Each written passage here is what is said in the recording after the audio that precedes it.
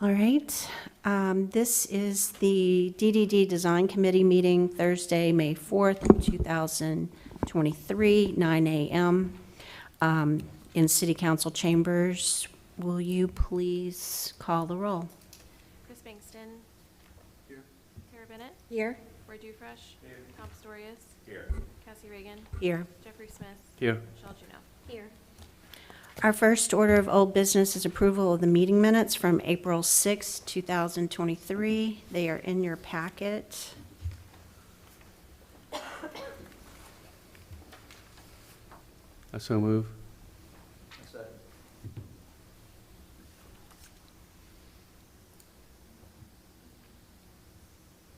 Chris Bankston. Yes. Tara Bennett. Yes. Roy Dufresh. Yes. Tom Pistorius. Yes. Cassie Reagan. Yes. Jeffrey Smith.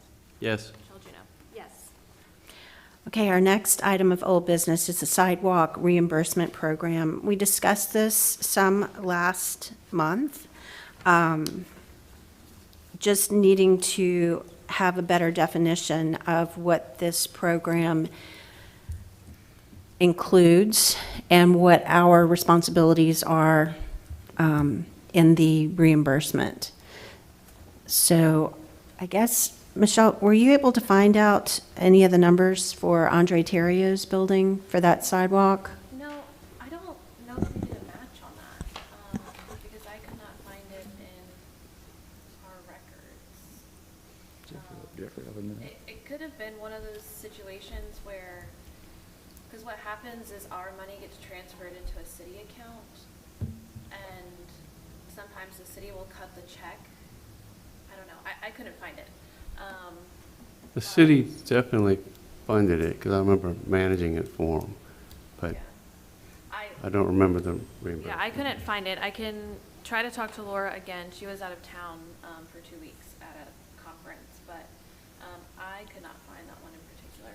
Okay, well, Jeffrey and I were talking, and it's probably around the number for STOA, somewhere close to that, because it was similar quantity and scope. So I guess I'm going to open this up for discussion. Did you guys give any thought to it? Have any ideas about how to establish some guidelines for the program? Just one more item. If you look in your packet too, I did some research for other cities that have reimbursement programs. Interestingly, both of them were in Indiana. But you can kind of see, I know we discussed last time that, we had talked about sidewalk reimbursement, but also trying to potentially do something different if someone's gonna do traffic calming measures, curb bump outs, et cetera. So you can see, the two examples I pulled were from South Bend, Indiana. And that's the first kind of like brochure that you see. They're more focused on residential, but you can just kind of see what a structured program kind of looks like. And they have a specific rate for curb, sidewalk, and ADA ramp. And then in Columbus, Indiana, I've included their application.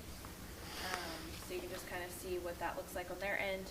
Both of their programs are structured a little bit differently. So it's just kind of whatever we feel is in our best interest to structure this program so it works for us. Okay, so it looks like Columbus did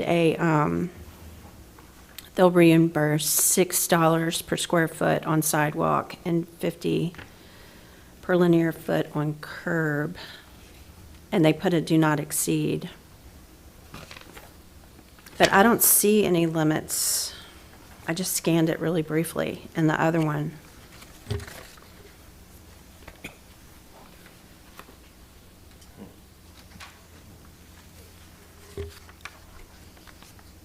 It's going to be hard to put a cost per square foot because every situation is going to be a little Changes so different. much too. And inflation, how do you handle them? It seems like we would have to evaluate each one every time it's presented, to see how it compares to current cost. And if you have a traffic calming measure, it's going to be more expensive than if you don't, if you have just a straight sidewalk. So, but just to add some things in here, we got question marks. I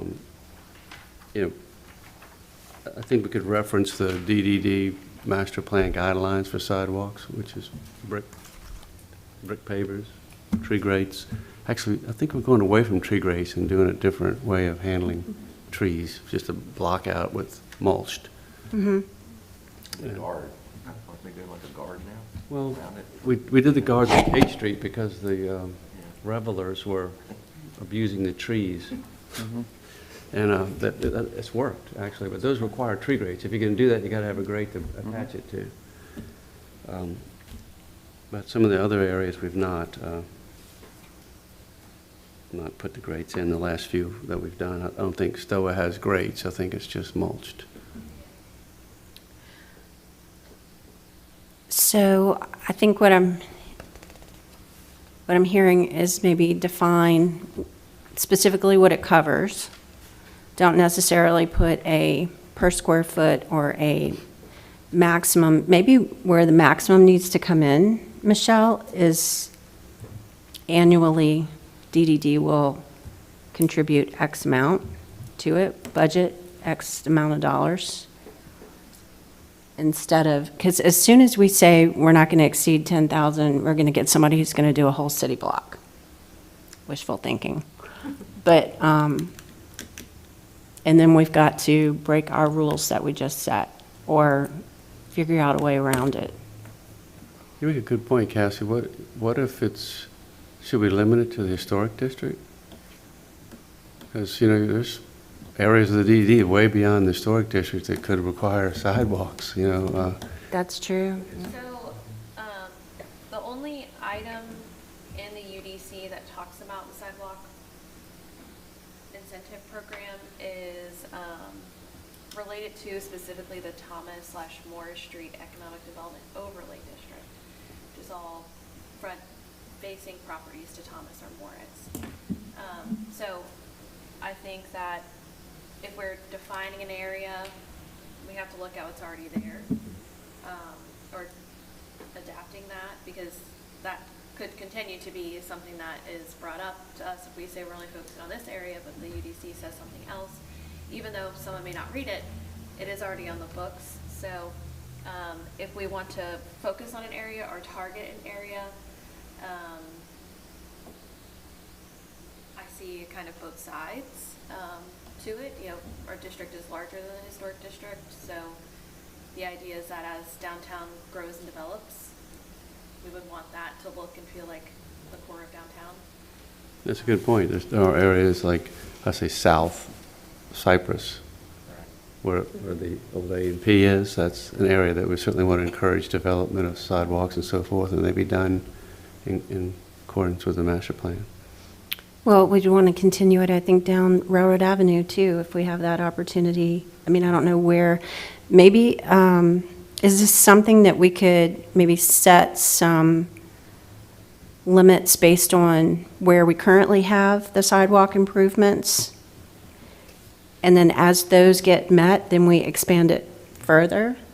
Yeah. That's a good You almost point. have to redefine the boundary, even though I hate to say, okay, here's DD district, but then there's this little sidewalk district. It's almost to me like focus more on just the central downtown, not necessarily down to the mall. So if you could somehow do that.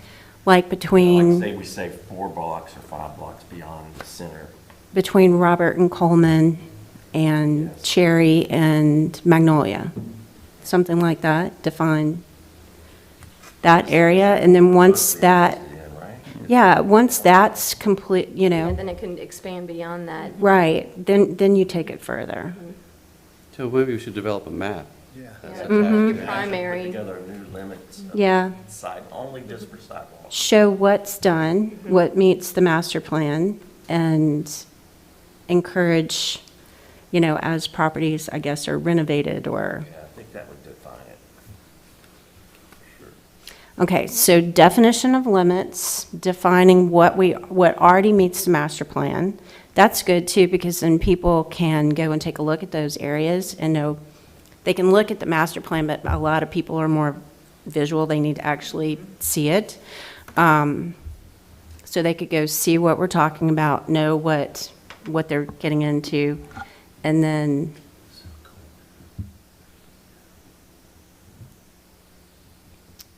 so no, we'll see, okay, and materials, we're gonna cover materials. And that's, So for listed under eligible expenses, demolition of existing sidewalk, construction, labor and material, streetscaping improvements, I think we may want to, we would rather see shade trees than just low-lying landscaping, right? So, it depends on where it is, right?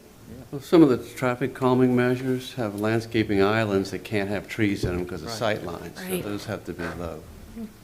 And some of it, like, that area between the crescent and the end of that block, I don't know that we'd want to have trees there because you have awnings, and I think that's going to be location dependent. yeah, I think that maybe we emphasize that for especially newer development, we would like to see shade trees where applicable.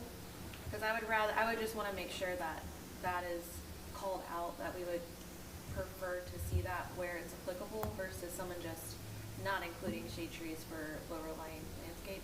Because I think actually not under Terra's building, but at the Steakhouse, that was also another one that I was trying to look at to see if we did a reimbursement for. It doesn't There's no meet our bricks. master plan. Yeah, well, it doesn't have bricks and it doesn't have any trees. It's all sort of that low lying. So I think that's something that we wouldn't necessarily, we would have loved to see maybe shade trees on that side. Correct. They should have put trees in. And then, of course, the eligible expenses will kind of change if we want to call out that we want to have a different reimbursement for traffic calming measures, or how that all aligns with our master plan. But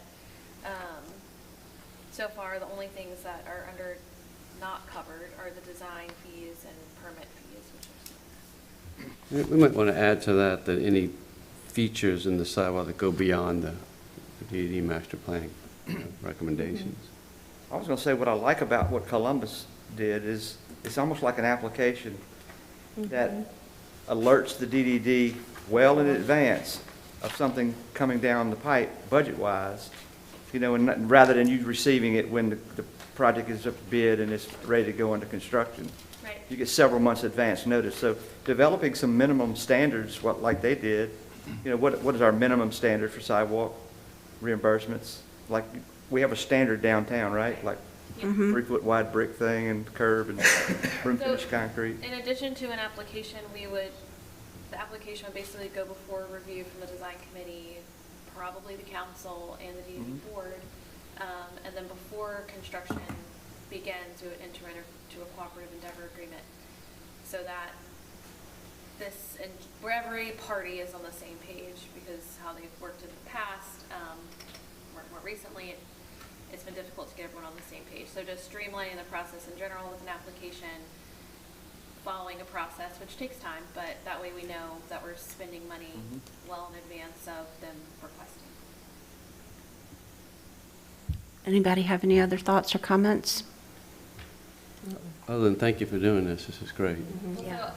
So takeaways are, so we're not putting a cap.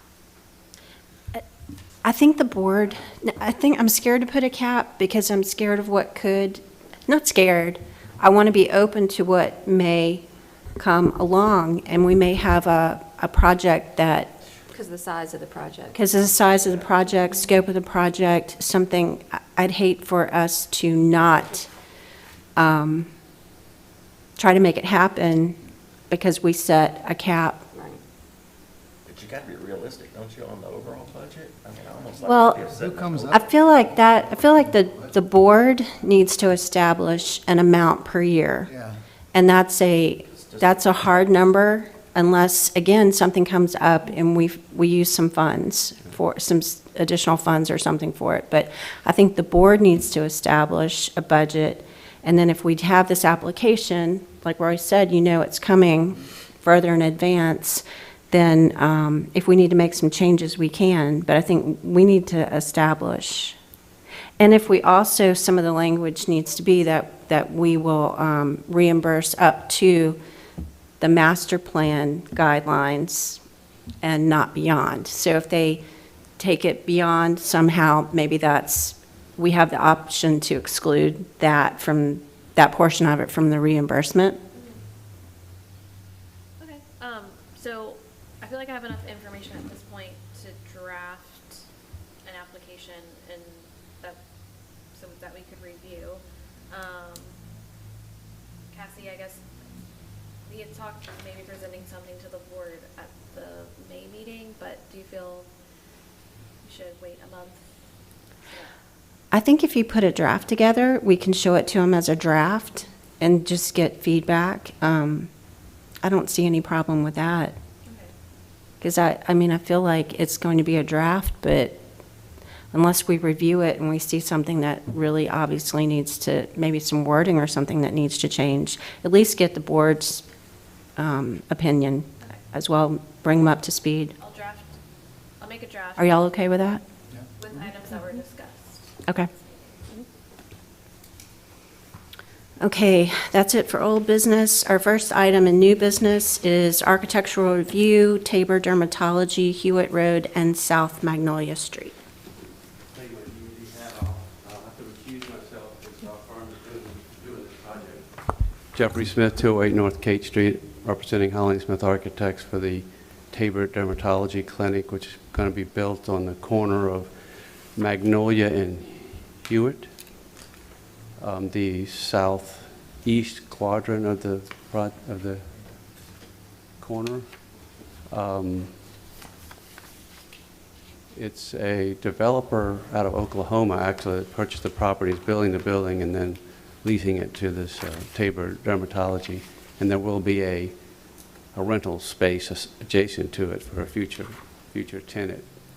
He also owns the property to the east of this on Hewitt, and he'll be doing a second phase later on. So we're happy to have a developer developing this area. Magnolia is becoming a very busy street, which is a good thing, but it's being treated not nicely. And so if you go down that street, if you're heading south, and you get to this intersection, you'll see the back of a shopping center right there, unfortunately. But that's the site right there, yes, very good.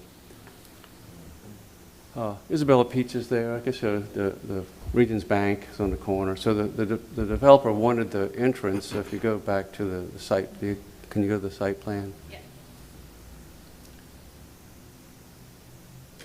There you go. So you see Hewitt's to the top of the sheet, the north. So the entry element you saw, there's a larger like shed roof form with a lot of glass in it. That's the entry element, and that he wanted it to face the highway, Railroad Avenue.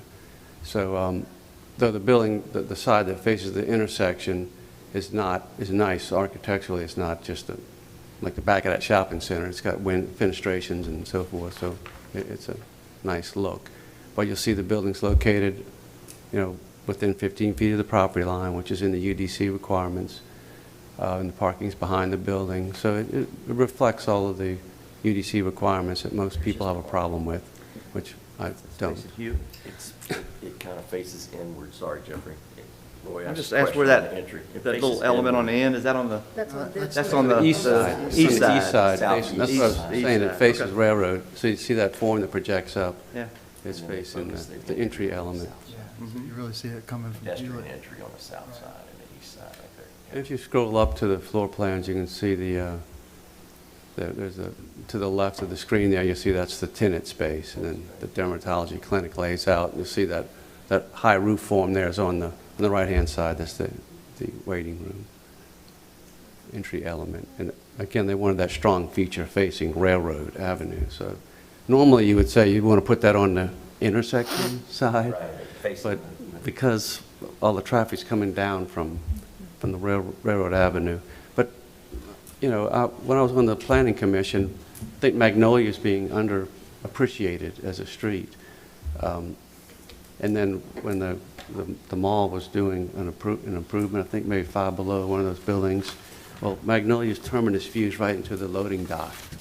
And I complained a little bit about that. We got some landscaping to overcome it, but those are the type of things I'd like to see us start focusing on them. I got off target here anyway. Keep scrolling, you'll see there's some more renderings. You can see different views of the building.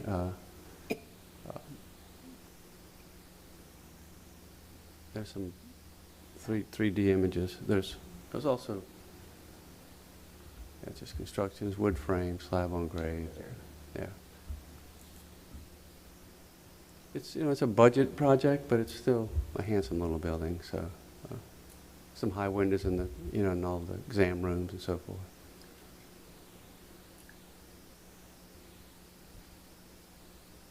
This has already So that's gone the before the corner. planning Yeah. commission. Right, that's the corner you see coming It's from. already gone before the planning from commission. railroad I out. believe so, yes. Yes, it did.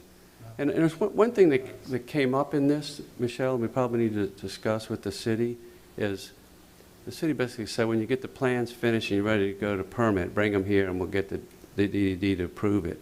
Somehow I think we got to get that before it's a final set of plans. When the design, is being developed, so that people don't come in with a full set of plans saying, no, you can't do that.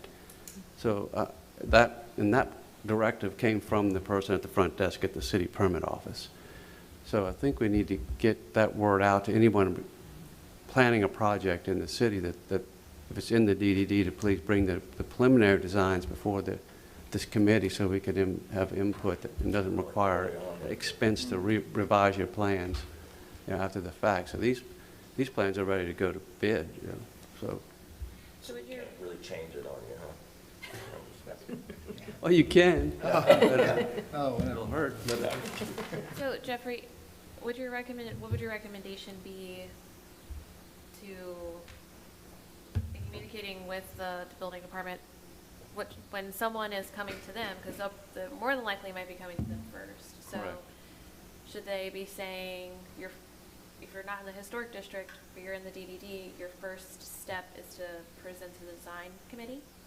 It's similar to the Historic Commission as well, because, if you're doing a project in the Historic Commission, you got to bring a design before you have the final plans.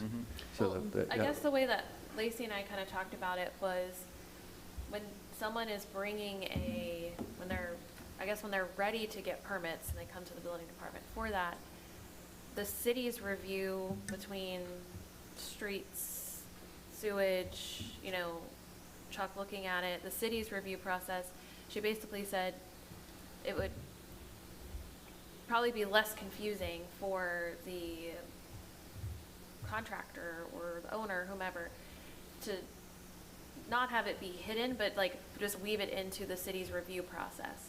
And so that's kind of what we've done so far, but if you feel like we need to have the design committee review before the city's review process, then that's something, because that's where we've landed on, I guess, with the planning department staff and the building department staff, trying to get everyone on the same page about when is the right time to send them to us. So that's where we've landed, but if we need to get before the city review process, then well, I guess it's. see, a developer, I think in this case, the developer had to get some zoning. Because it was over a certain amount of square footage. Correct. So planning and zoning had to review it, and that happened a couple of months ago. So that when that person who directed the person in my firm is actually in the New Orleans studio did this project. Right. Which is a little unusual, but that was the client relationship was with that particular partner in the firm. So then they didn't talk to me, but they went right to the city, and the city said, yeah, bring them in when your plans are ready for permitting to get approval from the DDD. And y'all tell me, think Well, I'm I wrong. think that it seems that it's always an accidental process, like there's no real process, and I think the city needs to really have a pre-application process. I hate to introduce something, but it needs to be a lot of other municipalities do this. It's called a pre-app meeting, and that's where you sit down and present, here's kind of what we're planning to do, and it's a site plan review meeting at the same time.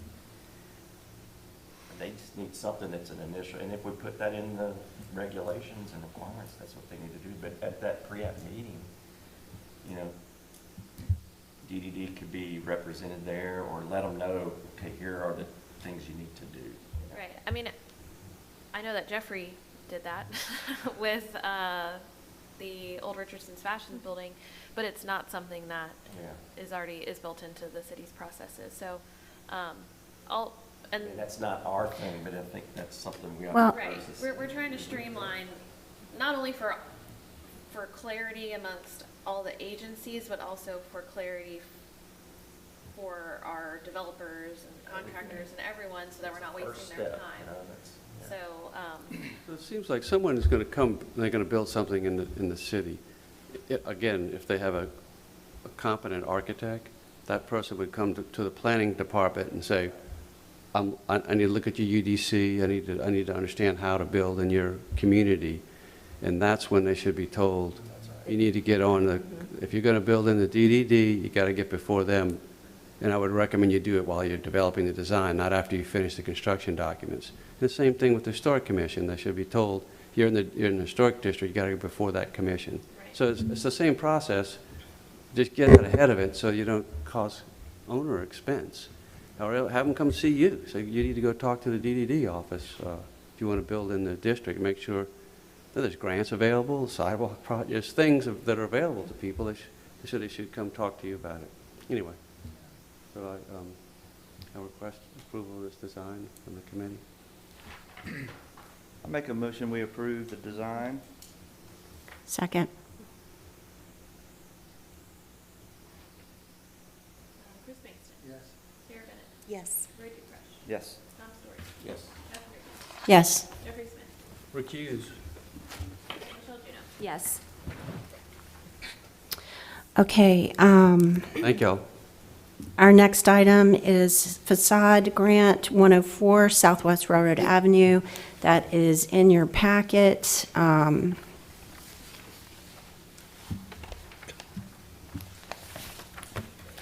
It's painting, cleaning and painting, the brick at the front and the rear of the building. So this is the current location. Insurance building. Area and Yeah, this insurance. is, Uh-huh. they own both. There, I think the photos are in the second packet.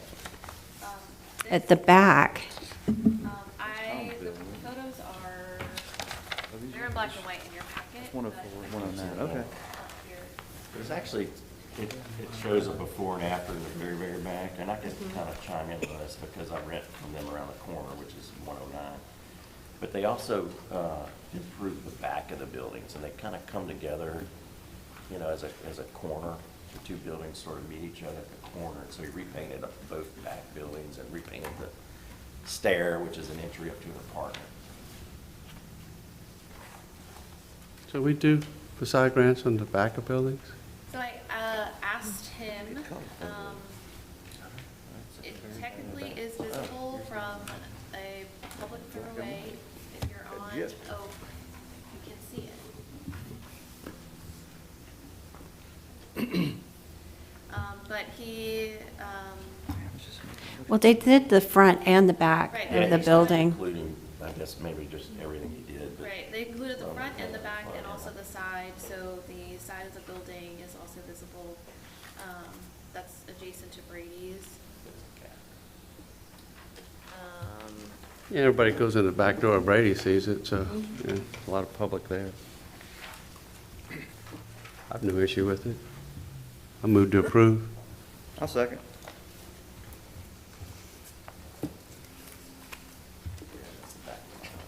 In the amount of, 2,000, yes.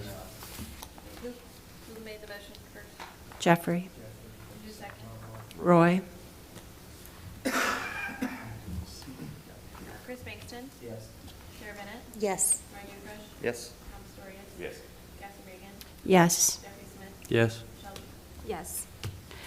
Okay, the next one is facade grant for 109 West Thomas. This is the Gay Rens building as well. Clean building, remove old awning, paint building and doors. It's got its certificates of appropriateness, and it looks like all the backup and photographs. they also installed a new awning at this address as well.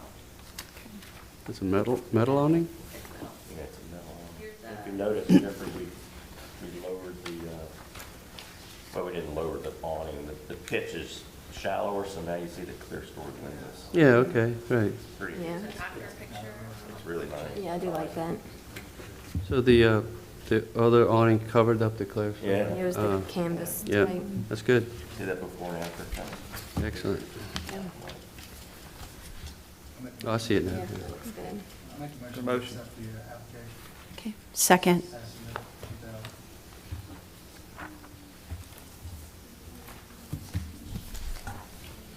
Chris Mason. Yes. Kara Bennett. Yes. Roy Dubrush. Yes. Tom Storia. Yes. Kathy Reagan. Yes. Jeffrey Smith. Yes. Michelle Duda. Yes. Okay, our last item is Railroad Park History Exhibit. Yes. It's happening. Awesome. That's all I really It's say in about it. Things are happening. Right, they're happening. The work group met yesterday, and between all of our efforts, we've made significant progress in actually writing these narratives. I didn't print them out, but they are on the drive, if you want to take a look at them where they're at right now. We are taking advantage of the month of May. It is National Preservation Month. If I had more time, we would have announced this sometime earlier this week. But we are launching everything today with celebrating National Preservation Month. We'll be basically transforming the vestibule in the DD office. If you haven't been into the new office, it has a vestibule area and where we'll be putting up a display where people can see what the narratives are looking like right now and some additional photos. They'll be interactive between the work group. A few have volunteered to stand there during farmers market hours and talk to people about the project. So we will be transforming the vestibule to basically host the draft versions of the panels in the office, and they'll be visible during farmers market hours, during office hours as well. And then at our other public meetings, we'll kind of have like a mobile setup where we'll kind of set up in that lobby so that people can actually read and see what these things will say. It's taken us a while to get here, to move beyond just topics and bullet points. So between everyone's efforts, it's been a really big lift. We're also partnering with the Historic District for this month, for National Preservation Month, so we're tag teaming efforts there. If you take a look at this just two-pager that I put together, you can kind of see where we are in our drafting phase and design phase. Some feedback with our meeting yesterday was trying to do some more specific outreach with the Tangible African American Heritage Museum. Mr. Delmas is a part of our group, but there's some missing links that we have with drafting the narratives to make them feel a little bit more complete and to give like a fuller story of the history of Hammond in a time where, we know like the heavy hitters, Kate and Peter Hammond, but talking about, Hammond in general during that time for, especially after the Civil War regarding slavery. Those had been recently freed slaves. What was life like here for the Black community? So we're trying to get more of that information, knowing that we don't have all of those answers, but trying to do our best in telling some of the untold stories related to the Black community during that time. So we would, it's generated a lot of discussion, I think, between the museum and our group, so that maybe they have a more diligent effort to try to do that as a part of their scope of work, but we're trying to do our best to talk with groups right now so that we form more inclusive drafts. But overall, between our partnership with the Center for Southeast Louisiana Studies has been really great. Ashley is a graduate student there, and she's going to be she's going to be our last final editor for these things, so there's a cohesive voice. If you read them now, different people have written them, so it's not totally cohesive, but we're getting to that point where she'll be starting to edit those and source photos and kind of start to package this information. During that time too, Dr. Hyde will be fact checking once she's kind of done with her editing phase, and we also will send these over to Dr. Nichols so he can take a read. We are, yeah, so basically that's kind of where we are right now. We want to make sure that we give people ample opportunity to see what are on the panels before we send them to print or we have the final approval process, just as a last final good faith effort. You know, we don't want controversy, I guess. If there's many things, I guess, related to history that could be controversial, but I think all of our Good luck with that, members are trying to do our best effort to make it inclusive and to honor Hammond's history and our railroad history in a way that everyone can kind of see themselves in. So if you take a look at the timeline, you can kind of see later on this month, we'll be sending everything over to Antoine Marketing Design, which Roy has so graciously met with them and have kind of helped with that aspect. So they're on board to do all of our design. They're going to take about 3 weeks to do their design. So we anticipate we'd have some final artwork and mock-ups by the end of June. And then we would move into our kind of final approvals phase, while also trying to source 2 additional quotes for the fabrication and installation. We have one from ASI right now, but we need to get 2 more quotes.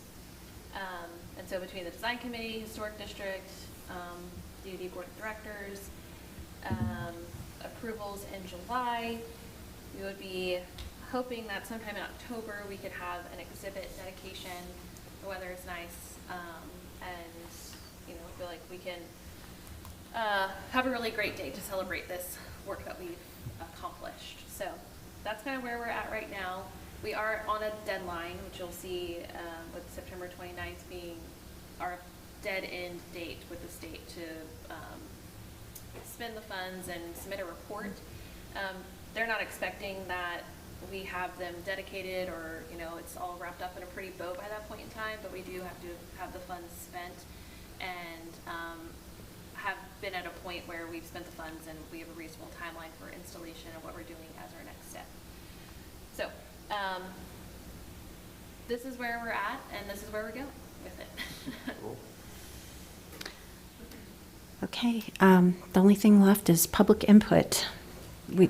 I realized I didn't add on director's report, just 2 more updates with Railroad Park, or if Roy also wants to give an update for warranty, he can. The bricks were engraved and they were delivered last week. They went to install them yesterday, but we noticed there were a few errors. We didn't have any blanks to finish the installation, blank bricks to finish the install. So they are on a truck headed here and will be delivered tomorrow. So I'll talk with Bobby and see Monday or Tuesday is when they're going to be installed. So once I get that firm date, we'll let everyone know who purchased a brick when they'll be installed. And then, do you want to talk about warranty? I know we're having our warranty walkthrough this morning. Kelly Construction was on site yesterday taking care of some of the vandalism-related things that had to be fixed. We had some capstones that were destroyed by skaters. You know, we have anti-skater devices about every 4 feet, but in the very end, they found like a 5-foot section where they could do it. And, you know, it's illegal in the historic district to have skates, right? And that's, I think we talked. Anyway, they've dealt with that. That's been fixed. And they got a couple other little minor things they're going to finish. He's telling me he's coming tomorrow to do some other stuff, so he'll be on site tomorrow. I will need that gate unlocked before at 10:30. We're just doing a walkthrough with the city, really turning the project over to the city for maintenance, and so that's kind of where we are today. And so Kelly's responsibilities will end or have ended, and so that's where we are. What about the roof element you want to put on the? Well, we got a price on the roof. We did the original design had a roof on it, but we value engineered it out because we were concerned about cost before we bid it. And even still, we were over kind of what we had budgeted, but we priced a polycarbonate, kind of a standing seam polycarbonate roof, and it came in, I don't remember what it was, Michelle, it was pretty expensive, like $28,000 for the roof. So there are other options, and we may need to explore other options that are a lot less expensive, and maybe you architect guys. Lowe's, Huh? just get back up. Well, we don't wanna- Recommended. Corrugated fiberglass. No. Well, they make a polycarbonate corrugated. I put it on my greenhouse. It's $33 a sheet. I mean, so there's just a other- profile piece. I mean, you got the structure already up there. Yeah, the structure's there, Purlins are- the structure is there, it could be a metal roof, it could be really a lot of different things, but, We could all get together and do it ourselves. yeah, do it on a weekend, Yeah, we okay. could all- See y'all there Saturday. We did discuss it at the board, but it was more than everybody expected, so we didn't approve it. Yeah, it's a high-end product and a very nice-looking roof. Obviously, with $28,000, it should be. But, yeah, we just have to explore some different options and, There's one other item. Oh, the repairs related to the wreck the west side, destroyed. fence and the water fountain. The city, the claim has been filed.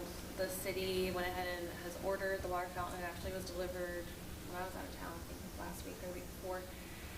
They're gonna be taking care of that installation.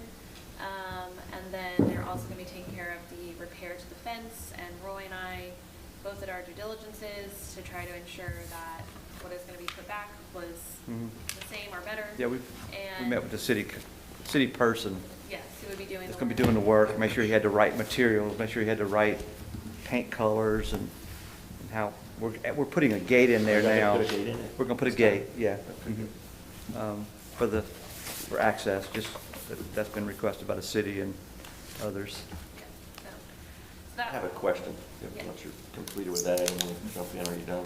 I'm just gonna say, I don't know the install timeline yet, but it's in progress. Okay. A few people, one person called the office yesterday, and so I didn't know if others were here. Do y'all have any updates on getting new tables out there? I know there was Yeah, a we discussion about we that. talked about that. I may have missed. We a did. meeting or I two. was hoping that I would have had the time to put it on this Yeah. agenda so that we could look at some options.